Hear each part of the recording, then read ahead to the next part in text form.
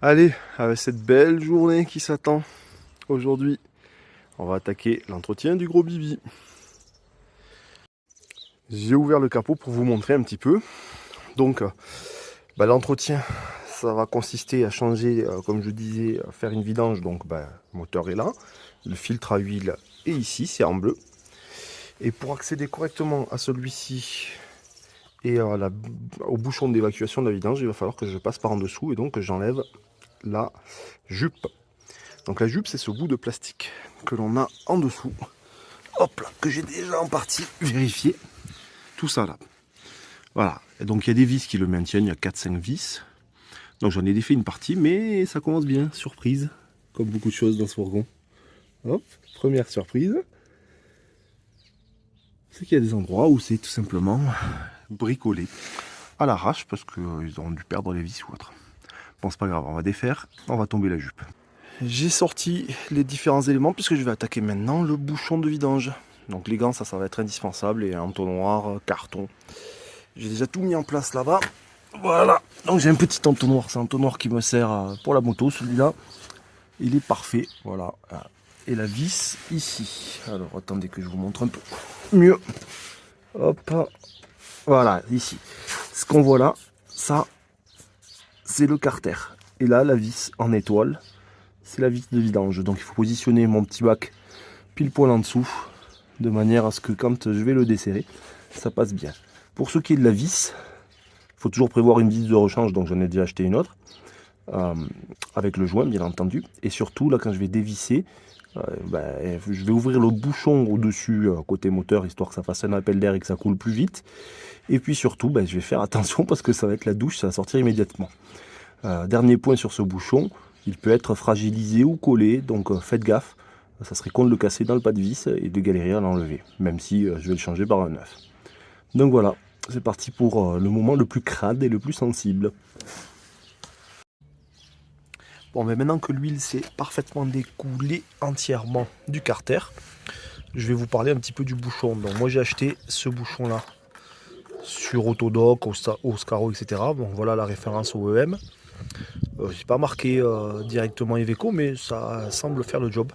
J'ai pris la même dimension et effectivement ça se confirme. C'est exactement les mêmes pas de vis, le même diamètre en fait. La seule différence c'est que celui d'origine, qui n'est pas trop en mauvais état finalement, c'est donc une clé Allen que l'on met à l'intérieur de 12. Alors que là, j'ai carrément l'embout comme ça. Je vais mettre celui-ci, je vais voir comment ça se passe. Mais je vais quand même garder celui-ci, même le joint en cuivre est en plutôt bon état. Mais bon, je vais quand même installer le neuf tant qu'à faire. Bon, maintenant, pour passer au filtre, qui est là-haut, bon, il faut généralement une clé à filtre. Vous avez plusieurs types de clés à filtre, soit qui se prend en se vissant, soit des chaînes de vélo. Là, je vous avoue que je l'avais un peu détendu, desserré pour tester la dernière fois. Et vu que je suis en galère parce que je ne sais pas où ma mère l'a rangé, je le fais à la main. Et à la main, c'est important de laisser le bouchon et l'étanchéité, enfin le bac de vidange, parce que, je ne sais pas si vous voyez, mais je viens de desserrer, ça recoule. Donc, hop, on desserre dans ce sens, en poussant vers là. Et là, vous voyez, ça tourne bien. Ça tourne bien.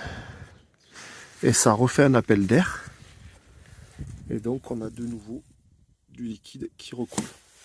Alors, par contre d'ailleurs, faut faire attention parce que j'en ai aussi qui coulent le long du filtre. Voilà. Voilà, j'ai graissé donc mon filtre, en particulier sur le joint en caoutchouc, de manière à ce qu'il ne soit pas trop sec lorsqu'il va serrer. Je mets un petit peu sur le pas de vis aussi. Puis c'est bon pour le réinsérer. Je vais essayer de le faire. D'abord le placer par ici, par devant, ça sera peut-être plus simple. Et après je vais le serrer par en dessous. Voilà, c'est inséré. Après c'est pas dur pour venir le serrer. Ça roule pas mal. Et voilà, quand ça commence à forcer là, je vais aller appliquer un peu plus de puissance à deux mains par le dessous. Voilà, retour sous le véhicule. J'ai viré tout le bordel avec mon bac à vidange. de manière à avoir plus de place pour accéder à ma vis. Et j'utilise pour ce bouchon là donc une clé de 19, alors que l'ancien c'était un hexagone, une clé Allen de 12. Donc là, clé 19, je mets et puis je serre, mais pas trop comme un bourrin. Ça c'est fait, la partie la plus chiante est faite.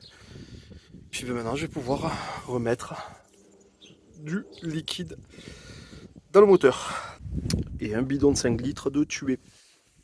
Donc maintenant je vais laisser un petit peu se répandre l'huile à l'intérieur du moteur et je vais aller dessous vérifier que rien ne fuit en passant ma main, hop, et un chiffon sur les différents éléments. Hop. On va laisser se répandre l'huile avant de la contrôler avec la baguette à cet effet. Me voilà au poste pilotage et on va démarrer pour voir comment ça se passe. Bon, ben du coup, je vais même pouvoir noter à combien j'ai fait la vidange. Je suis parti pour 2 ans ou quasiment 20 000 km de plus. Voilà, j'ai attendu le préchauffage, on est bon, j'embraye.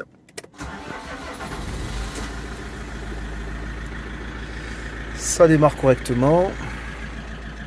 Voilà. Donc le voyant d'huile, vous avez vu, il a mis un peu de temps avant de disparaître. Là, c'est bon, c'est fait. Donc on va le laisser se charger correctement. On va le laisser tourner quelques minutes et après on va vérifier de nouveau la jauge si tout est ok. Et voilà, la vidange est terminée. Tout est propre. On peut maintenant passer à autre chose.